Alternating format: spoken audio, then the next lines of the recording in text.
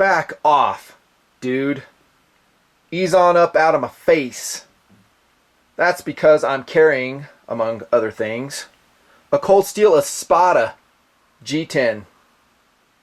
Look at how big this folding knife is. I seriously don't know if the camera can do it justice, and I think you need a little bit of size comparison. This is a cold steel Espada G10 XL, a pocket sword in every sense of the word. Here comes a SOG Field Pup fixed blade knife. And it only gets more impressive when the knife deploys. Listen to this sucker too. Dang! Authoritative, man. The cold steel Espada just remains fascinating to me. It really does. Very few knife companies are making anything like this. Have you seen them? Especially production knife. I ain't seen them. That's why I raved about the knives back, I think, in 2011. And this video is going to be kind of an addendum to that review, because I covered the aluminum framed versions, the more expensive ones. You can see them right here in catalog. The medium, the large, and the XL I think I showed only in photo form. Those Espadas. I think I called the video Something Wicked This Way Comes or something like that. I don't remember my titles. You'll see it at the top. Check it out. And there will be a lot of repetition in this video, because basically it's the same knife with a different handle material. Different handle material. And I have 3 to show you in this review. It's taken me a while to get all 3, just because I got so many things going on. And yes, of course, you are watching the Nutnfancy Project, the knife show in TMP, in operation since 2008. And as you can see, it's still going on. Yeah, nothing's changed. And you watch the videos, I make them. I love the blades. This, of course, is the XL. It is massive for a folding knife. Let's see, 7.5-inch blade on this bad boy. It weighs 14 ounces. Here comes the large, equally awesome, and actually, in a lot of ways, a better overall carry knife, because it's a wicked defensive blade. It will be just as fast, just as strong, perhaps just as intimidating. Oh wait, I'm going to take that back. Nothing's going to be as intimidating as that. Maybe a big old Spartan. Yeah, a Spartan's a wicked blade too. Raja. Yeah, nice. So this is a large one. Oh, weak deployment. Sorry about that. This is a 5.5-inch blade right here. And then finally, perhaps, and we'll just go ahead and jump into philosophy of use, a great EDC option. Here comes a medium. Espada G10. Okay, there we go. Hey, Nutnfancy, why do you always pop your wrist so much? Because I know I'll get a good deployment. I just deploy the same way all the time. So many different blades. If you do that, you always get a good deployment. Some you can just do thumb only, but not always. Let's get going. You know, I'm kind of kidding around a little bit in that intro, but we're talking about something serious, and that is carrying a knife to defend your life. And before we jump into that, I want to tell you guys something really serious that you need to think about if you decide to carry a knife like this. Is legally, if this knife were to be shown in a courtroom, what do you think the jury would think? I'm laughing, but it's not funny. I mean, you may be the best dude in the world, right? You may be awesome in every sense of the word, a responsible person. You have a job, you have a family, and then, you know, you ended up hurting someone because they were trying to kill you, to hurt you, and you used your cold steel Espada, and then they show the knife to a jury that doesn't know anything about knives, right? And they show this bad boy to them, and they deploy it with a thwack. I think the average person would just recoil in shock, and they go, well, why would you carry a knife like that? I'm talking this XL version, this pocket sword. I could be completely off on this, but knowing what I know about the legal system, I think they would definitely try to twist it and make you seem like a whack job for carrying that. Okay, so I'm just throwing that out there, just something to think about. I think you'll have less of that factor with the large, less of the factor definitely with a medium-sized cold steel Espada. That being said, does it really matter if you're dead? Yeah, I just rhymed. It's kind of cool. Didn't mean to. No. So when it gets right down to brass tacks, if we're talking about knives, we're talking about gun modifications, you carry what you want to carry and the stuff you need to carry as a sheepdog, as a responsible civilian, as a law enforcement, a for constitutional law enforcement officer, you know, departmental policy in effect. Carry what you think you need to carry. And in the original video, I showed you a police officer that carries a large, I think it was an Espada, that guy carries. On his uniform, he carries it. Yeah, the department's totally cool. No issues whatsoever. I think it's a wicked, wicked defensive blade. And I think the power of the cold steel Espada really lies, I talked about the jury thing, but I think it really lies in its appearance, in its intimidation factor. Especially this one and the one I'm holding right here. These are nasty blades, dude. I mean, and I'd much rather deploy the knife and have the guy run off than to use it, right? Well, I mean, you pop this sucker out. Would you stick around with that? I wouldn't. I'm leaving. And you can say what you want about a knife fight, but it's going to get nasty. Someone's going to get cut, probably both y'all. If you both got blades, I don't care what anybody says. It's going to happen. Mistakes will come so quickly, so fast. In my research, historical research, like back in the 1800s when they've had knife fights, I wouldn't say frequently, but it happened.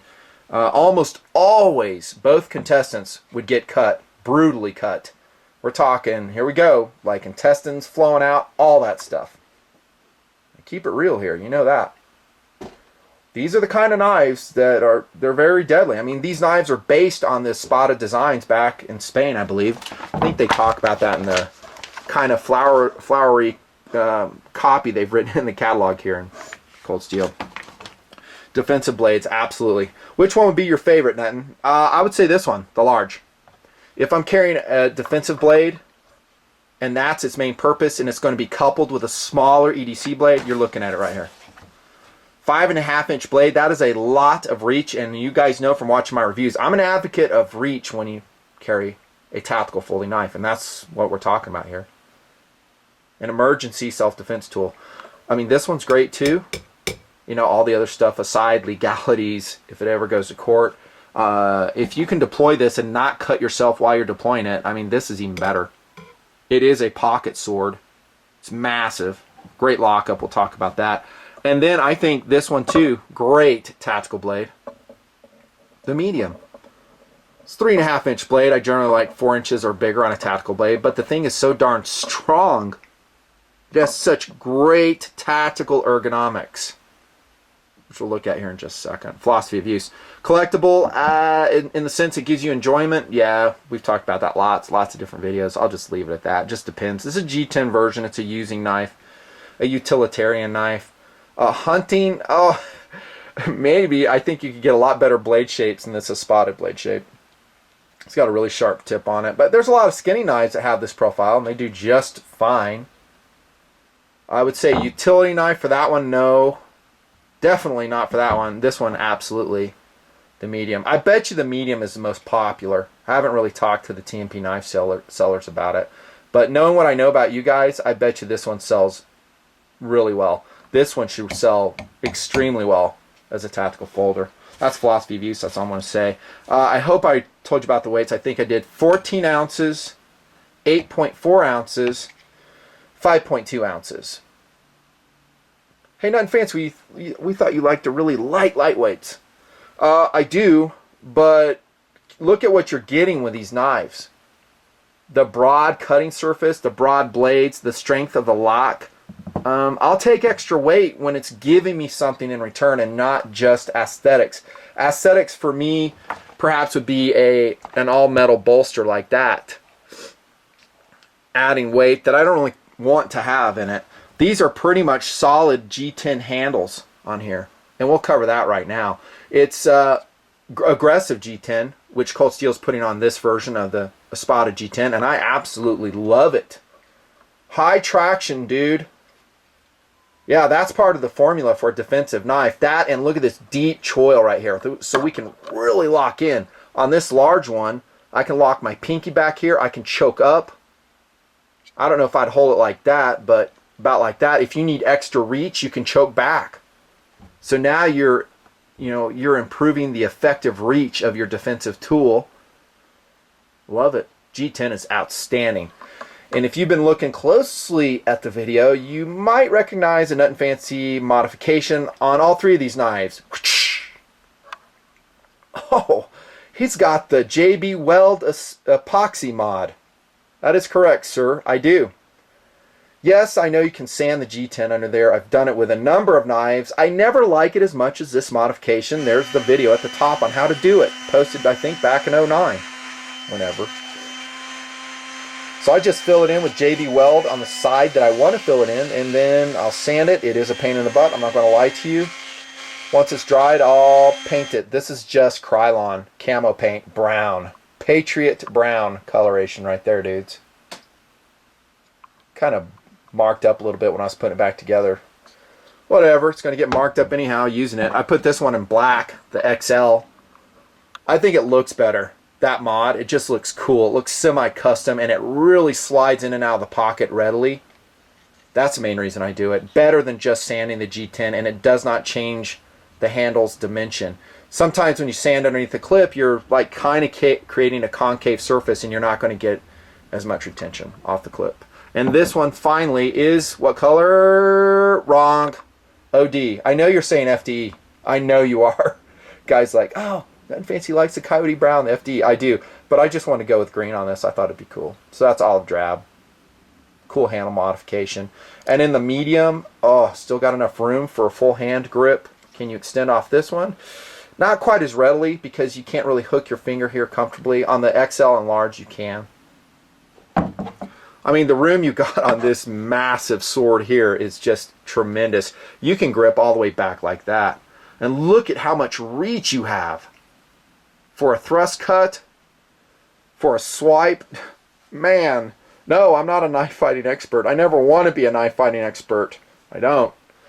But, I mean, if you have to do what you have to do some dark and rainy day, you got to do it. You know, maybe you're in an active shooter situation, like I said, you know, close to engage video. Yeah, it means it is what it is. There's bad people doing bad things. I can't change that, and that's why we talk about these tools sometimes. Look at how deep this choil is, and the massive guard you've got on the XL. I mean, you can just thrust cut with that bad boy all day, and you don't have to worry about it. No, there's no jimping topside, and yes, I wish there was. Well, what about that liner, Nuttin? You got some jimping there. That's nothing. It's crap. It's just aesthetic. Doesn't give any traction. On this XL, it's so wide, you could put some skateboard tape. I'm really careful about doing that on a folding knife because you don't want the grit to get in the mechanism, the pivot point, and all that stuff. I'll say the handles are fabulous. There is one little caveat I got to talk about to keep it real. Notice, by the way, on these large knives, I turn upside down when I close it. You don't want to do it like this in your hands. You could have gravity fall and chop your fingers. So turn upside down. Be safe. The thing I was going to tell you about is look how broad in cross-section this Espada is. It will take up some room in your pocket. Just be advised. It's the way it is. You know, you have a sweeping knife like that with a belly, and let's take a look at that blade, by the way. It's going to take up room. That's a broad cutting blade. Flats up here, unsharpened swedge, a la the old Espada design, hollow ground here. This blade's made out of OS 8A. Double checking that, make sure I'm not lying to you. I think that's what it is. That's a good steel. Is it the best steel in the world? No, it's not. And I did a lot of cutting tests with this one, the medium. On cardboard is all. Stabbing tests on cardboard. It did okay. I got to tell you, I've used a lot better knives when it out of the box for slicing. Seems like the Espada bogged down a little bit. But that was with the factory edge. You know, I think once I reprofile it and did the test again, which I have done on this medium, it would do a lot better. Look at the edge on this sucker right here. And just for you TMPers, I did polish it. Oh, that's a rarity with me, dudes. I think I went to about 3,000 on it. Using the Edge Pro Apex, love that sharpener. All kinds of great systems. That's what I use. Wicked. So it's a great cutter, and it took a really fine edge. Really fine edge. Let's see if I've got anything to cut here. Like I planned this. You would think I would. I don't. Oh yeah. You impressed yet? Paper. Whoop-de-doo. It's sharp though, wicked sharp. It will dull on you, like I've said 1,000 times. It will rust on you if you don't take care of it. I'm talking about Os 8A, the way Cold Steel puts it together. And I think the knives are coming with stonewashed finish. These are a little bit older, maybe 1.5 years, 2 years old, something like that, I forget. They show a stonewash finish, and this is the one I'd prefer, the stonewashing blade. Stonewash blade, I like that. Love the blade shape. Look at the tips on it. This is the medium tip. Great EDC knife on this. Good belly. Opening packages, doing food preparation with it, no problems. Again, this is like a huge watermelon knife. That's what I call this knife, is watermelon knife. I'm not going to do that. People would read into it. No, check that. That's a large, great tactical knife. Good belly, hollow ground as well. There's your tip. Excellent. Oh, what do we have here? I almost forgot. Check this out. This is the 62 NL Cold Steel Espada, the aluminum frame version. What a gorgeous blade this is. What a more expensive blade this is. There you go. Right there, buddy. And you can see where that cost goes, so we'll show them side by side. This is kind of an interesting study in knife design and finishing. So you got the G10 at the top, you got the aluminum frame on the bottom. I really, really like these knives. I like these equally, and almost for different reasons. This is a real utilitarian defensive tactical blade. So is this. Yes, it can function that way. It's got that deep choil still. The handle's the same. It's just different materials, different traction levels. But look at the gorgeousness of it, the flats. There I go. I'm getting distracted again. How's the speed on these suckers? Same as it's always been. That is to say, wicked fast and no issues whatsoever. And they have an ambidextrous deploying thumb plate on there that you can wave it with. I've said it before, I'll say it again. This can actually ride a little bit too deep in your pocket and get hung up. Be careful with that. Not a huge issue. I love a waveable knife. Love it. A la Emerson. I love it that it just comes out so quick. All of these knives on the table are waveable. Really wicked fast. The lock up on them is just superb, man. No wiggle. That triad lock, seriously, is one of my all-time favorite locks. It really is. Demco, dude, great job. Look at the massive stop pin on there. This is the large blade centering. Perfection there. Here's a stop pin on the XL. Lock up, listen. Oh yeah. I've talked about that triad lock a lot. You can read about it, and I'm not going to spend a lot of time here, but it just wears and wears. You know, the chopping forces, whatever force, is not transmitted to the lock bar. It's not. Self-adjusting is what Demco says. And there's that stop pin centering on the medium. How's that handle retention? Perfection. I mean, you can shake this blade out if you want to. Just like that. It works. Nice.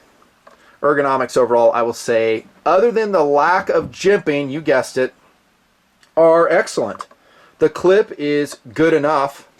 There's a massive big clip on the XL. It will come in a left and right configuration. You put the correct one on. Some guys, I think early on when I showed this JP Weld epoxy mod, they'd say, hey, why don't you know, why doesn't Cold Steel do that? Well, they can't, because they don't know if the user is going to be left or right. That's your answer. Because it's going to carry in your pocket differently. Now, notice how much of the knife is going to be sticking out of your pocket. That is a downside on this XL. I mean, there's a lot. And you don't really have a lanyard hole on that one. You have plenty to grasp onto to extract the blade. Let's look at the clip on the medium Espada G10. Also, you'll have a fair amount sticking out of the pocket. That's going to lose a little bit on my likability scale. I like my knives to bury deep, be very unobtrusive, especially if you're carrying, I don't know, where you shouldn't be carrying. That's right, I said it. People do it. They just do it.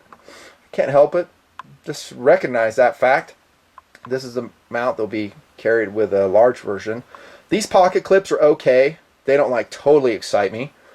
And they wear well, they're strong, and they'll retain very well. That's all I'll say. There's no Wizard of Oz issues going on them. Outstanding. How about value? Well, they're going to be a lot cheaper than this right here, boys. A lot cheaper. If you go to my recommended retailer / retailers, as in plural, sometimes I try to give you two. You should be able to score the medium, this one right here, sans Nutnfancy JB Weld handle mod, eat your heart out. Oh, that looks so cool. I love that. 75 bucks for that one. The XL will be 155-ish, 160-ish dollars. Totally worth it. Yeah, I'll say that right now. Where are you going to get a knife like this for 150 bucks? You're not. You might get a shop meat knife, a made in China knife. Well, hold on. These are probably made in China or Taiwan. But I'm talking quality levels. There's all kinds of things that are made overseas that have outstanding attention to detail and quality levels. You're looking at 3 knives right here that have that. But I'm talking about like no name. You don't know who the manufacturer is, where they came from. You'll find knives like this, but not to this strength level, not to the durability level. This one about $122. I would say totally worth it. Totally worth it. Huge cool factor. No, they don't have the polished blade, the polished aluminum bolster, which is amazing, which also will get heavily scratched up in use. In a lot of ways, this is going to be a better knife as a user. These Espadas, they are extremely strong. They have this triad lock. They have a good enough steel. They are adequately rust resistant. They're waveable from the pocket. Oh, well, at least the large and XL. This one has dual thumb studs, which, by the way, are removable. Thank you very much, Cold Steel. So are the thumb plates. And that's important because you'll use a flat portion of the blade on your consistent angle sharpener to put an edge on it. And that's cool. And that's how I was able to achieve the results you're looking at right there. Just remove the thumb stud. This one deploys really fast as well. Even though it's not waveable, no problems at all. I mean, you saw me shake it out there. Talking about the knife. These are great, great knives. Highly recommended. That's a Nutnfancy review. See ya.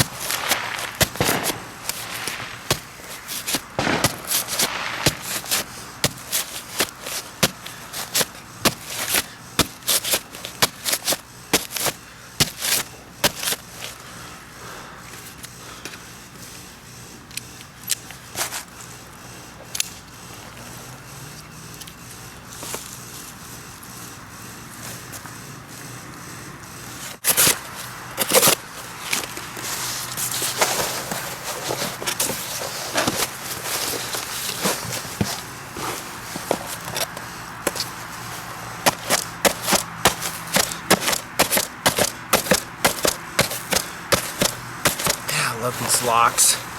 Triad locks are so strong.